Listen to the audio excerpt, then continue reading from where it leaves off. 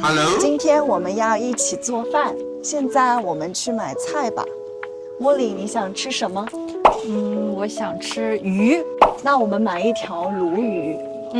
可以。那你还有什么想吃的吗？我还想吃胡萝卜。家里有一个胡萝卜，家里还有肉，我们可以做胡萝卜炒肉。好呀。要不我们再来一个青菜吧？